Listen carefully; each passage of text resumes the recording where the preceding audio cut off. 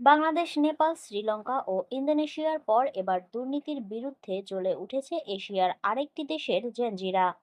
সরকারি প্রকল্পের কোটি কোটি ডলারের অপচয় ও অনিয়মের অভিযোগকে ঘিরে বিক্ষোভে উত্তাল হয়ে উঠেছে ফিলিপাইন। রোববার দেশটির রাজধানী ম্যানিলায় সরকার বিরোধী আন্দোলনে রাস্তায় নেমে আসে হাজারো মানুষ। দ্য গার্জিয়ানের প্রতিবেদন অনুযায়ী 2022 সাল থেকে বন্যা নিয়ন্ত্রণ প্রকল্পে প্রায় 950 কোটি ডলার খরচ করেছে প্রিন্সিপাল সরকার।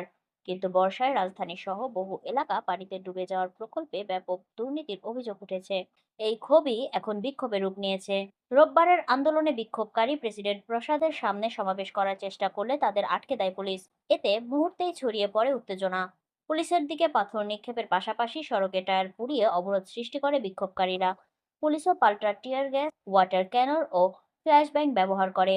আন্দোলনে অনেকেই মুখে মাস্ক পরেছিলেন। কেউ কেউ আবার জাপানি মাঙ্গা সিরিজ ওয়ান পিসের পতাকা ব্যবহার করেন, যেটি দক্ষিণ পূর্ব এশিয়ার অন্য দেশ ইন্দোনেশিয়ার সাম্প্রতিক বিক্ষোভগুলোতেও প্রতীকী হিসেবে ব্যবহার হয়েছে। অনেকের মতে এই ধরনের কালচার প্রতীকী তরুণ প্রজন্মের ক্ষোভ প্রকাশের নতুন ধরনের প্রতীকী ভাষা তৈরি করেছে।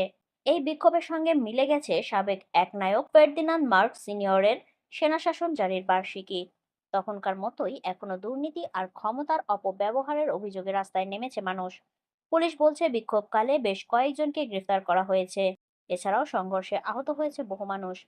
তবে রাজধানীর অন্যান্য এলাকায় কয়েকটি শান্তিপূর্ণ সমাবেশও হয়েছে, যেখানে সরকারের দুর্নীতির বিরুদ্ধে স্লোগান তুলেছেন হাজার হাজার মানুষ।